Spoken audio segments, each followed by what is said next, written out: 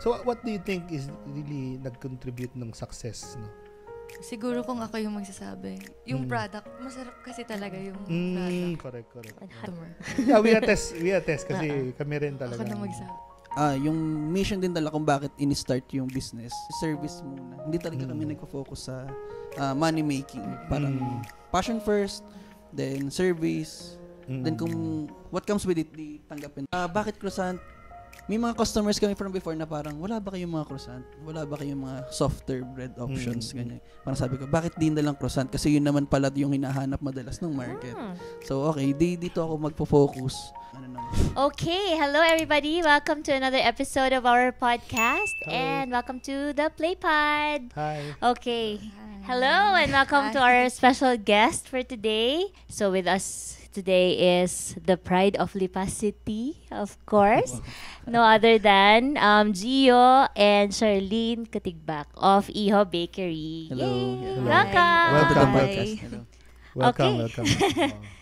Siguro as a start, I think kasi me personally, I really admire yung brand ng Iho Bakery. Kasi aside from customer din kami, nakikita namin talagang blockbuster yung talagang store, pinipilahan. So siguro as a start, if you can, ano ba yung storya ng Iho Bakery, and ano yung background nyo individually and as a couple, paano siya nag-start? No? I'm Gio Katigbak. I went to high school sa Lasal Lipa dito. So taga-Lipa talaga ako and my parents. College is College of St. Benito. Yan, doon ko tinake yung hospitality management, which is nag-focus ako sa culinary arts. Okay. So, yan. My story, experience ko is more on hot kitchen. Then, parang as I go by, parang medyo hindi ko nakikita yung lapat sa akin, yung substance ng hot kitchen for my career path na gusto sana. So, and after ilang years ko sa hot kitchen, parang nag-decide ako na more on yung natural way of producing food. So, pinakamalapit dun is yung bread making. Kasi bread making is parang sobrang inclined na and rooted na sa ating mga Pinoy. Pinoy din and yung human civilization kasi dated na sobrang tagal kaninang umaga nga tawag ng pandesal sa bahay. So yun yung parang alarm clock pandesal. Nag-lead na lang ng parang yun nga ginamit ko rin yung mga ibang pastry backgrounds ko. Tapos yun, doon na ako nag-end up sa pag-focus sa croissants mismo. Right. Pero ngayon ko lang narinig yung term na hot kitchen. Ano ibig sabihin ng hot kitchen is yung culinary arts in general. Which is yung mga nagpe-prepare sa atin sa restaurants ng mga hot food, yung mga pastas, yung mga So, saan ka nag-work before? Or have you been employed before? Yes. 8 years din ako nag-trabaho for other bosses. Nag-start ako with OJT sa States, school program yun. Then Spain. Then abroad yan, pala. nag-start na ako sa Makati yun. Then after nun, nag-pastry arts na ako sa Thailand. Tapos yun, nagtuloy-tuloy na. Then after ko mag-Thailand, meron nung parang sikat before na, or up until now, na bread baker or bread maker. Parang matunog yung pangalan niya talaga yun sa food scene ng Philippines before. 2017 ata. Yan, si Richard Manapat. So, yan, kinontak ko siya. Pag uwi ko ng Thailand, diretso na ako nag-apprentice para sa kanya. So, 2 to 3 years din ata yung apprenticeship ko. Nag-handle din kami ng mga commissaries from, yan, sa iba't ibang, mga nationwide din na, paano ba? Yung mga, hindi ko pwede sabihin yung brand. Okay lang. Pero yun, right across, okay. yung dito sa may church dito. Right, so, yun yung experience ko from baking. Si Shirley naman, what's your background? Ako po ay isang pharmacist. Okay.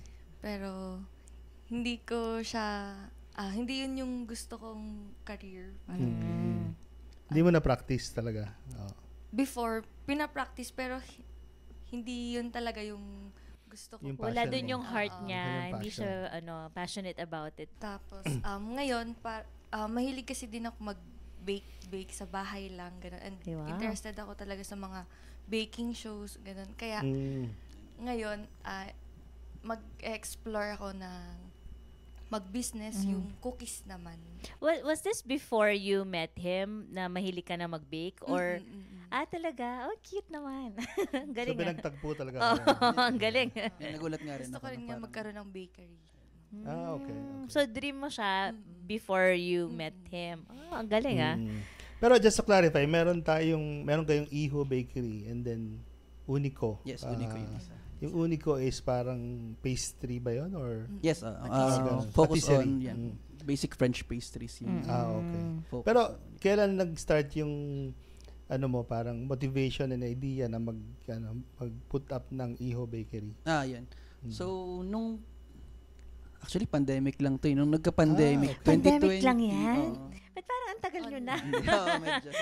Pandemic lang yun, 2020. Ano ba pandemic? 2020 2020, nga. oo. Correct. Then, nagkaroon kasi ng disputes yung boss ko before and yung isang pinagko-consulta namin, yung mainstay ko na project talaga. Then, yun nga, nag-abroad pa kami noon ni family trip. Pag uwi ko, parang nabalita ko na, wala na akong trabaho kasi nagka-disagreements nga yung both parties. Sa Manila to, no? Sa Manila. Yun nga, medyo malaki yung company yun kaya hindi ko rin pwede mabanggit. So, pag uwi ko, parang sabi ko, 2 months lang to magkakaroon ako ng panibagong trabaho. Kasi magalaw din talaga yung boss ko before Parang madiskarte din talaga. So, pero yun nga, nung magkaka-project na kami, which is sa Siargao dapat, before yun, parang nagtuloy-tuloy yung mga binagyo yung Siargao, yung mga ganun. Bigla naman tumama yung pandemic. Yeah. So, nung tumama yung pandemic, sabi ko, patay, hindi ko alam saan ako pupulutin talaga. Pero you're together na nun? Hindi pa? Hindi pa. Hindi pa. no? Okay. So, parang naboboard na ako sa bahay, may konti naman akong savings. So, bumili ako ng dough shaker, yung pinaka-need to produce croissants. Yung pinaka-basic. And up until now, yung ginagamit pa rin namin sa bakery. Galing. So, okay pa siya. May sentimental value na agad yung maker mo. Yan, nag-practice lang ako. Pero may background na ako before sa croissant making. Pero more on yung pang-commercial. Pang batch produce. So, hindi masyadong attend. Ito kasi Give parang some details. artisan-ish type. Yun diba? yung ano rin talaga. So, doon ka na-develop lang din sa bahay. Parang, medyo weird din yung mga past interviews nga nabanggit ni, from before, parang lagi nilang tinatap dun sa mga past experience ko sa work, sa mga background ko. Pero, yun, parang dito ko lang masasabi na sa podcast na to, na more on sa bahay ko lang din talaga, tsaka yung development nung sa croissant mismo ay, pero syempre yung basics nanggaling din from previous experiences. Right. But I'm curious, bakit croissant? Of all the dami-daming iba-ibang klaseng bread, may pandesal, pandekoko, Spanish bread. Actually, Kung ano-ano. express ko yung masasagot ko kasi Ayan, ano rin kasi talaga. bakit croissant? And, kasi hindi naman siya Filipino bread or hindi siya known sa household ng mga common na mga French to, di ba? French. Tsaka paano ba siya banggitin? Kasi yung croissant. Yeah. Di ba? Pero tayo croissant. Pilipino kasi tayo. So croissant ang ano natin. So why croissant? Parang acceptable naman yung croissant, no? Kasi, Kasi yun nga, parang sa iba yung salmon. Oh yeah. Parang, Correct. pag Filipino, acceptable naman na Salmon. salmon. No? Parang okay naman. So, croissant okay naman. pag Batanggenyo, salmon. Sa yun, actually, sa Spain, croissanes nga eh. Parang medyo mas wild pa yung ano nila. Anyway, bakit croissant? Yun, yung binanggit ko kanina from my previous work, si Richie Manapat, is nag-focus kami sa sourdough. So, mas more on hindi talaga mas acceptable ng market dito sa Philippines. Right. Hindi naman tayo accustomed sa hard crusted breads. So, yun nga. Kumbaga sa iba, ano ba to? Bahaw ba to? Luma. So, yun natin, True. Right. So, may mga customers kami from before na parang, wala ba kayong mga croissant? Wala ba kayong mga softer bread options? Ganyan. So, parang yun lang. Sa araw-araw na parang naging daily reminder sa akin. Nung time nga na nag-pandemic at na-board ako sa bahay, parang sabi ko, bakit di na lang croissant? Kasi yun naman pala yung hinahanap madalas ng market. So, okay, dito ako magpo-focus. May market na and parang para sa akin, sa art side naman is alam kong medyo mahirap and tedious yung process.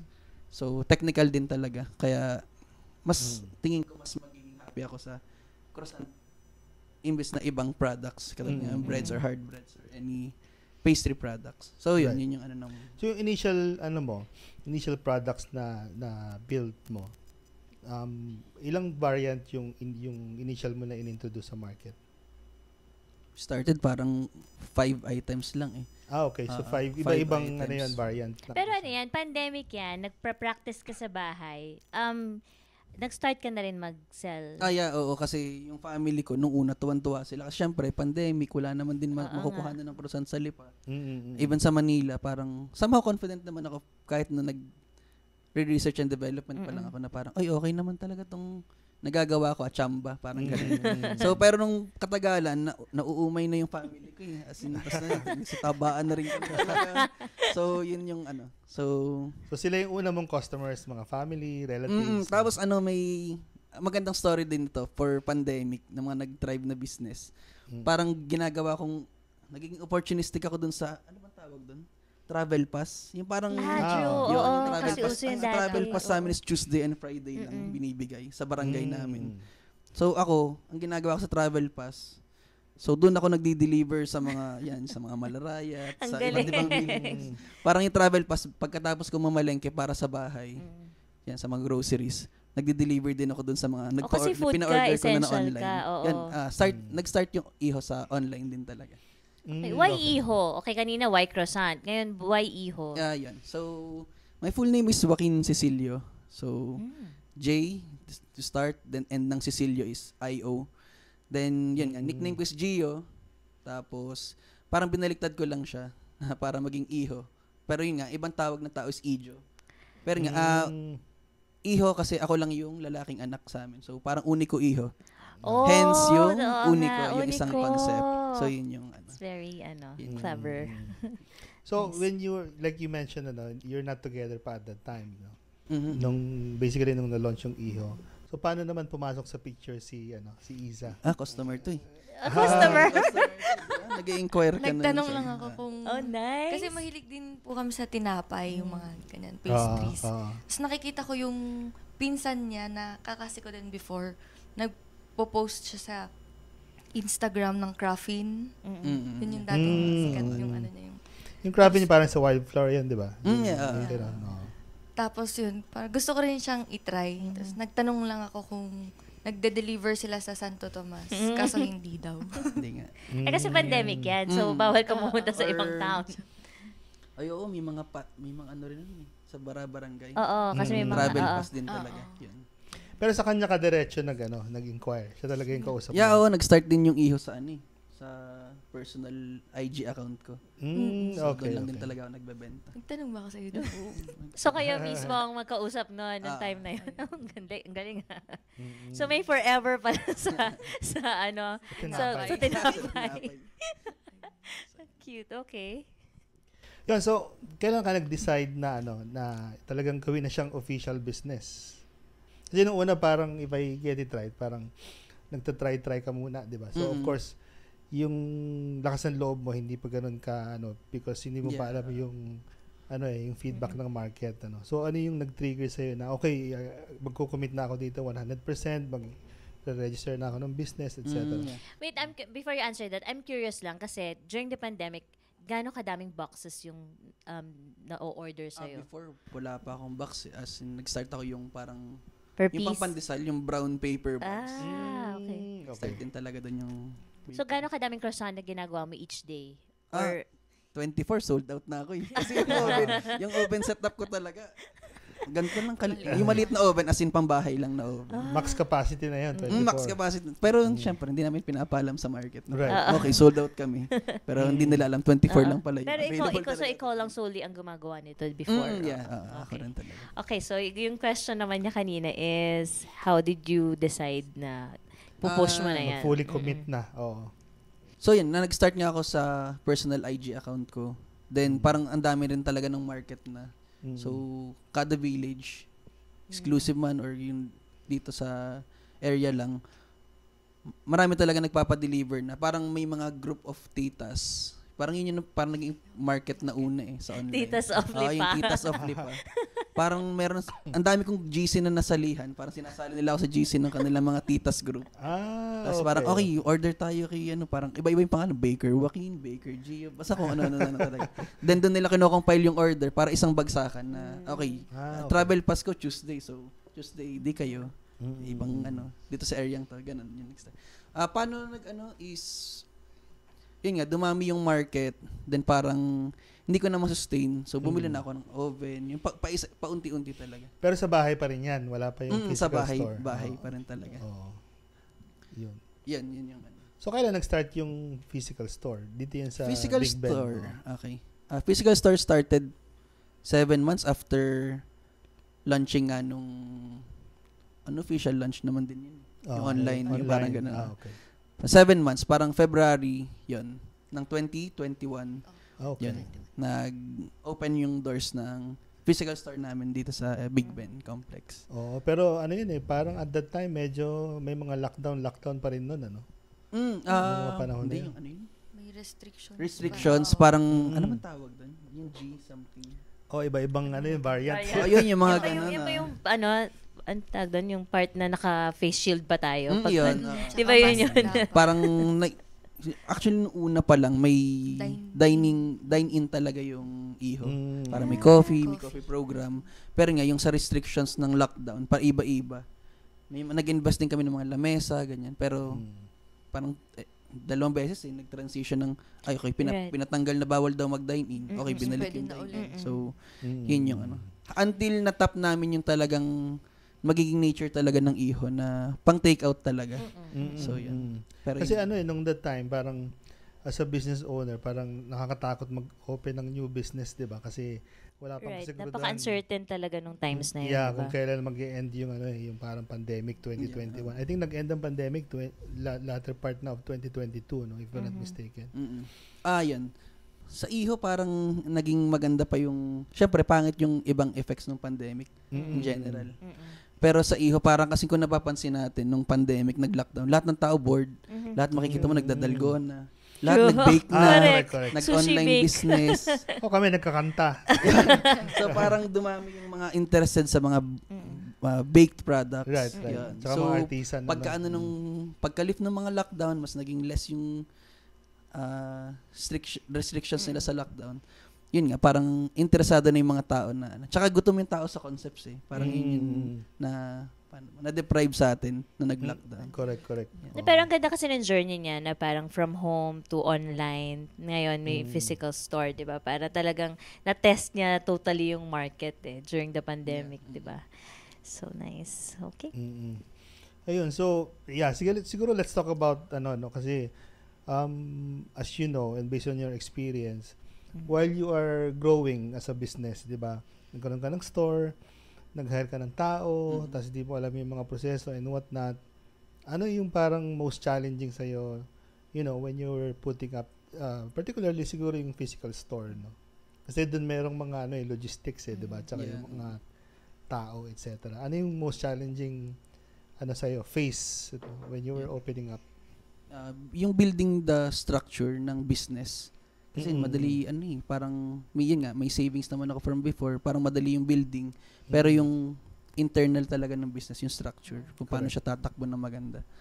So, yun nga, up until now, challenge pa rin siya. So, yun nga. Kasi maraming aspects merong marketing side, merong selling side, merong hiring side, yung HR. I think yung selling side, na-solve na nila yan Yeah, always a good problem sa amin yung sa selling side na aspect. Right. Kasi parang yung isa ng challenge namin sa selling side is yung hindi namin ma-meet yung demand with the supply. Okay. Parang which is a good problem. Good problem talaga. talaga. Pero ang problem din is too much na yung pagka-good problem niya sa amin. Hindi namin talaga parang dumadayo kami ng may invitational, mga Rockwell, parang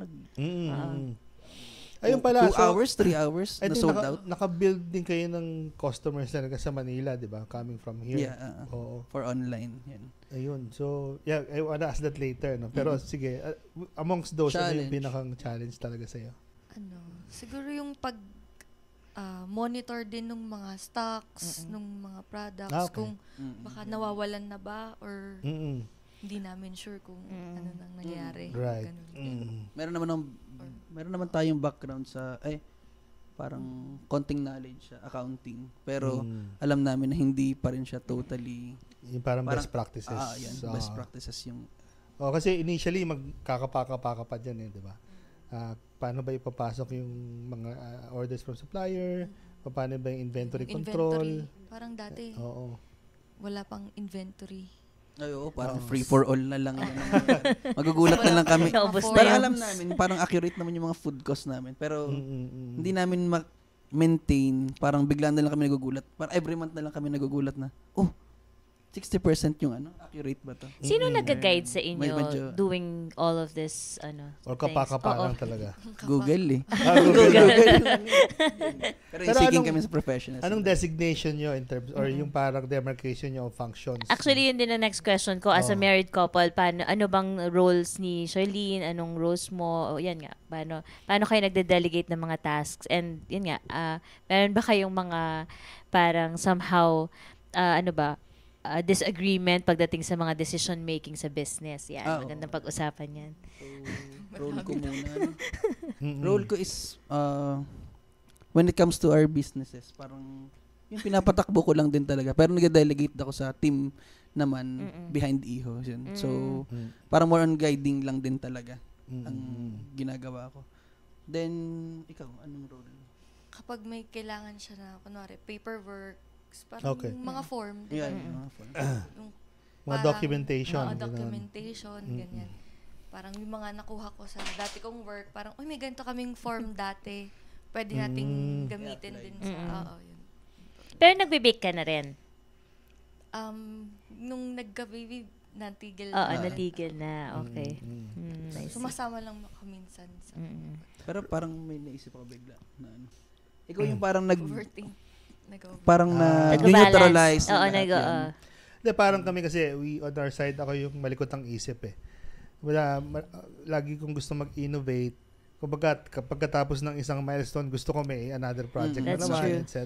So, siya yung taga-control, Ako hinahinay yung ka lang. taga-balance. Exactly, yun. Oo. Ganun din yung Pero yun kasi yung dugo talaga ng entrepreneur eh, di ba? Parang lagi mong gusto ng innovation at saka ng growth eh. Yeah. Parang hindi ka makontento sa isang bagay lang. Oo. Parang reality check yung ginagawa talaga na. Mm-mm. Ay, hindi po. Parang hindi naman posible din na. Si anong pang balance eh. Pero laging supportive din naman if naniniwala siya na okay naman yun. Bahala ka. Yan. Ako, ganito yung opinion ko. Pero ikaw, siya pa rin. Anong gusto niya? Pero further dun sa question niya, meron na mga arguments din kayo? Mga light arguments sa business or debate? Parang gano'n? Ayun, siguro yung pinaka-light din na naisip ko ngayon, yung magka-caption, magre-read ako ng caption. Kasi wala kami marketing team para kami. So, kayong dalawa yun? Minsan, Kayong dalawa? minsan OA, madrama na yung cheesy na yung sinasabi. Ano ba? So, Oo. babasahin niya. Sabi niya, ano ba to? Para kang nag-speech Taga-check dyan. muna. So, siya yung copywriter mo. Pero tatanggalin niya yung parang mga madadramang. Nice. Siya yung Hindi editor. na-apply. Oo. Parang more on hindi nag-express bagay na ako. din. Yun Oo, pala. Parang hindi bagay sa iho. Parang Pang promotion. personal. Yun, promotion yung ginagawa. Ang akin naman is para ako Mm. nag-express ng aking damdamin dun Right. sa Oo. mga sinusulat. So, Sobrang even sa write-ups, sa mga interviews na Correct. medyo madrama din talaga. Yan, realize. At parang tayo rin eh, di ba? May mga creative kasi siya na ako ang nagpo-proofread and vice versa. Vice versa. Pag ako naman may creative, either writing or graphics, siya naman ang nagpupunta. Pinapa-approve muna namin sa isa't, okay ba to? Parang ganyan. Pero parang, you're right, if it doesn't reflect yung personality ng brand, parang mas more ikaw yung nagsasalita than iho, yan nga, parang okay din na nagko-control, na-check, di ba? Pero at the moment, parang like you said, kayo lahat halos, no? Even for example, yung training of your staff, kayo din na nagtitrain sa kanila. Yeah, oo. Ngayon hindi na, parang kakalat go lang namin mga last year. Okay. Pero nag-start talagang even yun lahat talaga.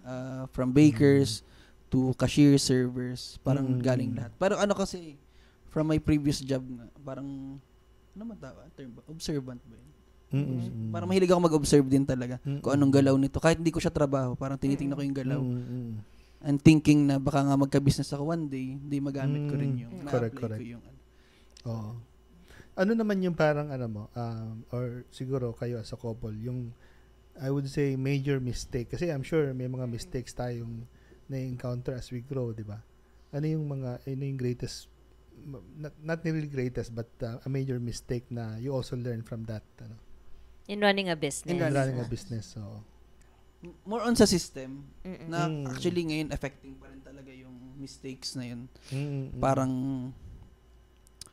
yun nga, sa Google lang ka din kasi talaga. Tsaka yung gut feel din talaga yung parang pinagbabasihan ng mga, syempre, with complying dun sa nagpapatupad ng mga batas. Pero ang naging ano namin is yun nga, siguro wala kaming nag-start kami nang hindi kami nag-seek agad sa professionals kung anong proper way yun nga, in best running practices. and yun nga, sa structuring din ng business.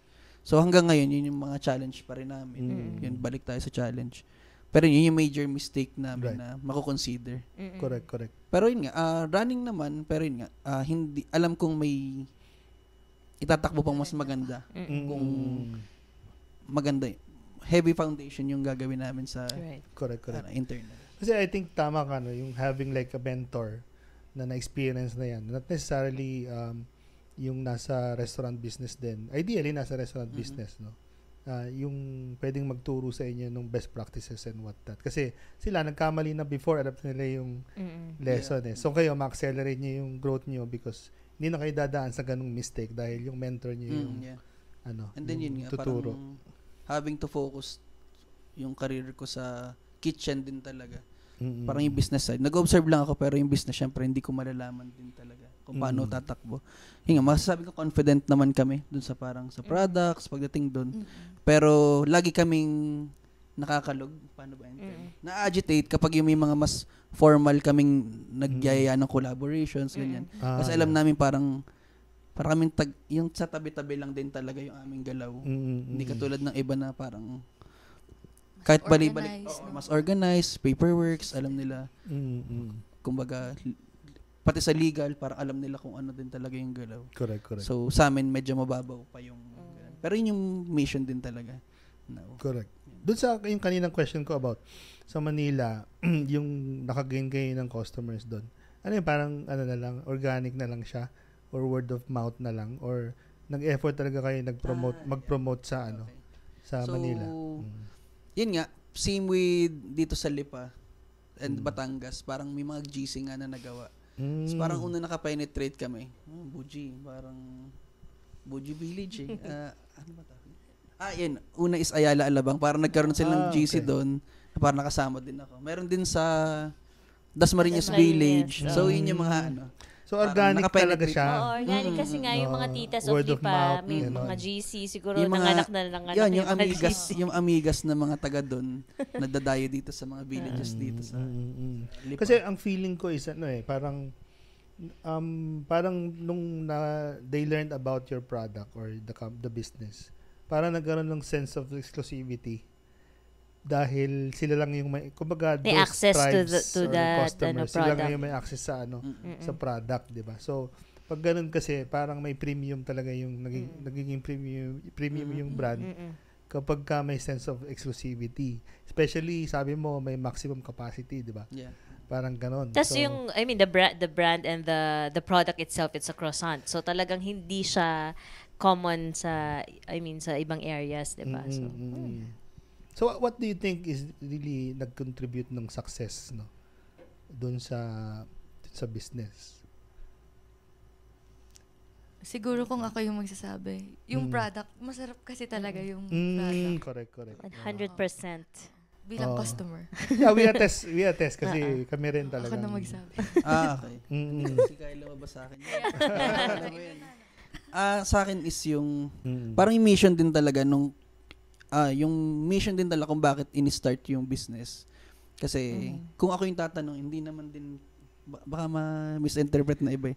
Hindi rin talaga ako yung parang hindi naman din kami mayaman din talaga.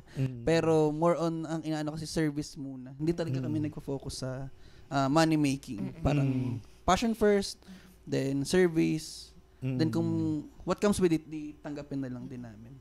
Pero yun yung parang masasabi ko na nag-contribute din talaga sa success correct. ng bakery. Yeah, parang in a way parang customer-centric talaga siya na meron kang concern doon sa customer mo di ba? Siyempre, nag-domino effect na yun. Pinapaganda mo yung product mo, yung service mo gumaganda. And that's a perfect mix. I mean, meron kang magandang produkto tapos you care about your client or and customers. Yung discipline din pala. Yun pala yung baka pinaka yung discipline din na parang mas more on, hindi kasi kami magastos na tao eh. Sana all hindi magastos. Parang kaya kong tumagal damit mga 6 years. Yung parang yung gamit ko, sapatos. Pero yun nga, laging mas priority namin ang balik ng pera is papunta sa bakery sa business. Or ibang concepts man. Oo. So yung Unico, kailan nyo to na-establish? 2022. Okay. So after a year or so, na-establish na siya. Yun yung bigla na lang din. Kasi yung uncle ko parang nag-lease lang siya ng lupa doon sa area.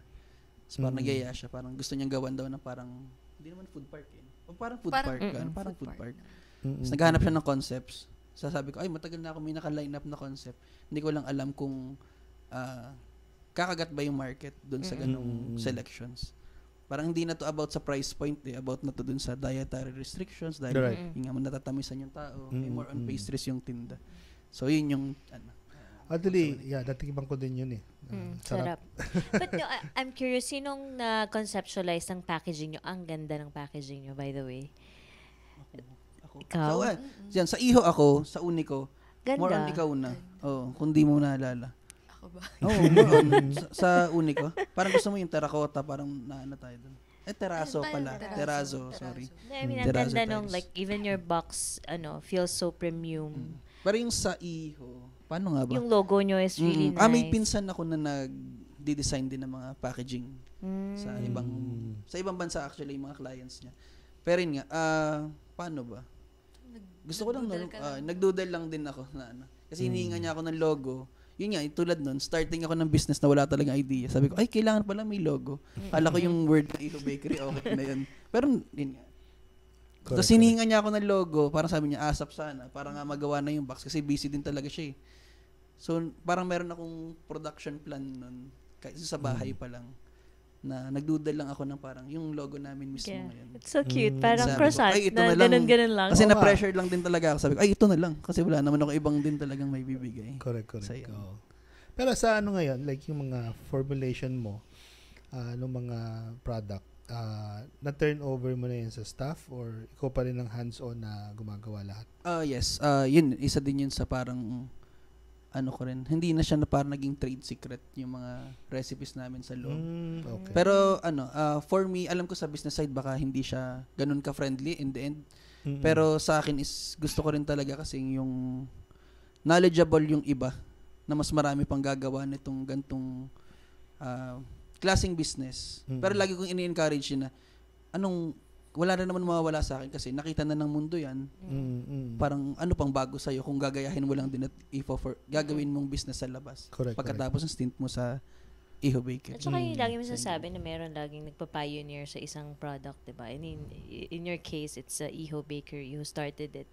So, kung may mga sumunod pa, parang it's a compliment for you actually kung may susunod. Pero yung mga product nyo ngayon na established na talaga, ibig sabihin, hindi ka na masyadong involved dun sa day-to-day production nun?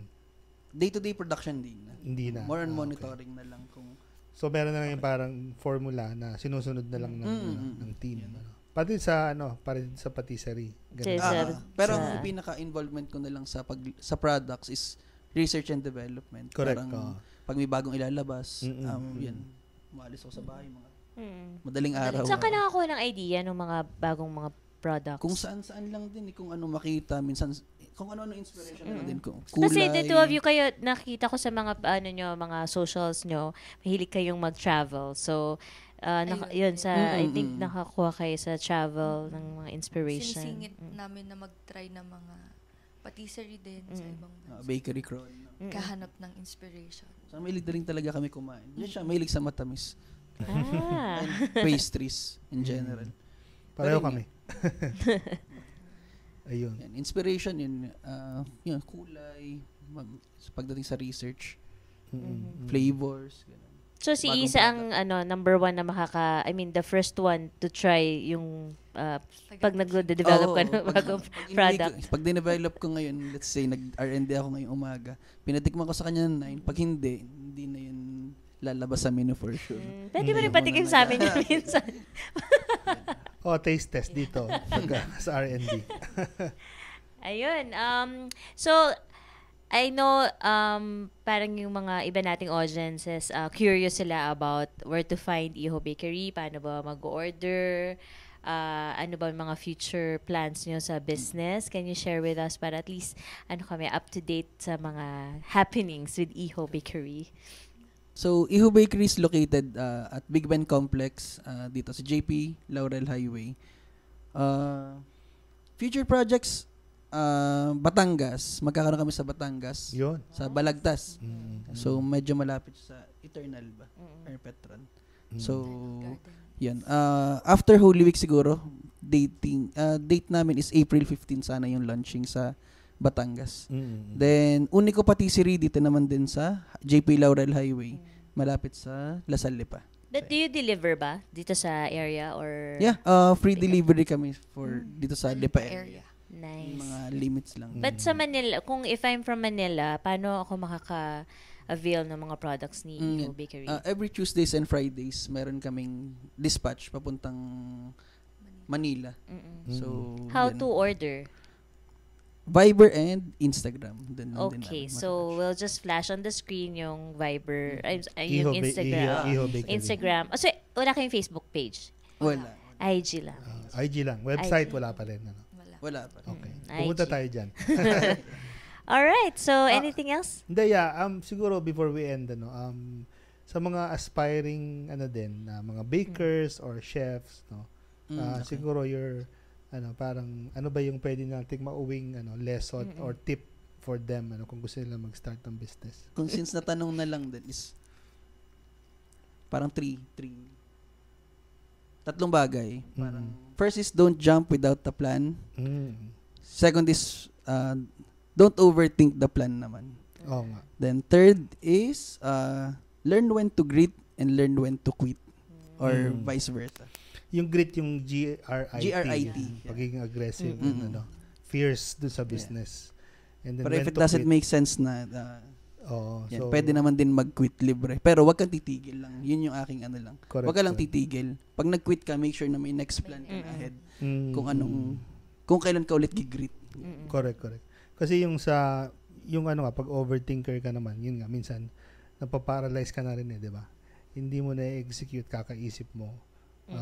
Yun yung may analysis paralysis. So, dapat, balance of, plan. Tama yun, balance of planning, and then, execution, huwag mo nang patagalin, di ba? Kasi, at the end of the day, wala naman tamang sagot eh. Right. Ang tamang sagot lang is pag nasubukan mo, mali, you have to correct it and iterate, di ba? Parang yun, laging gusto ko lang din na yung thoughts nagmamaterialize din talaga. Correct. Yung realization na natutupad ko anong iniisip lang. Pag nasa utak, napapanis talaga eh. Katulad nito, yung mga sagot ko ngayon, nawawala. So, Okay lang yan. Yeah. So, ayun. Alright. So, this has been a very insightful podcast episode. Of course, with our special guest, Gio and Charlene of Iho Bakery and Unico. So, thank you so much, guys, for spending your morning with us. Thank you. Right. Yun, thank you so much din, as I said, so we really admire your business and your product. Kami mismo is a fan. Yes. So it's a privilege na you came here today to learn about your story, paano kayo nagsimula. And we are looking forward to see more of Unico and Iho Bakery together with the two of you guys. So thank you so much. We're rooting for you Meron guys. din kami, pwede mo mag-plug na lang. Yeah, of course, sure. yeah, please go ahead. Meron kami upcoming project, more on yung cookies nga, nabanggit ni Sarlene kanina. Yung old facility, lilipat si Iho dun sa new facility niya, which is katabi lang din naman ng old facility. Pero yung old facilities mag-take over si Sarlene. Okay. Una cookies. Na nag-start yun ng Ganda ng mga names Una. ng ano nyo. online business yan. Wow, So, una. magla-launch siya this year din. Hopefully by June or July. Well, good Or luck. earlier, Yeah, if we're possible. looking forward to that. Sorry, tatanungin ko na bakit una. Kasi yung nickname ko po ay Isa. Isa. Okay. Nag-isip na lang din Yeah, ako yeah, nung yeah. malapit. Kaya I mas see. cute yung Unang una. anak kayo. Mm. Unang Tsaka apo din sa yun. imo. Correct. Parang Iho una, bagay. Right. Yeah, so creative. Okay. Thank you. All right, thank you so much. Yeah, so as usual, Wala na naman tayong closing wala kaming remarks. closing remarks. So again, thank you so much for watching or listening this podcast. Stay tuned because marami pa tayong magiging guest in the future. If you haven't already, just subscribe and smash the like button. Thank you so much for watching and listening, and bye-bye. Bye. Thank you. Bye. Thank you.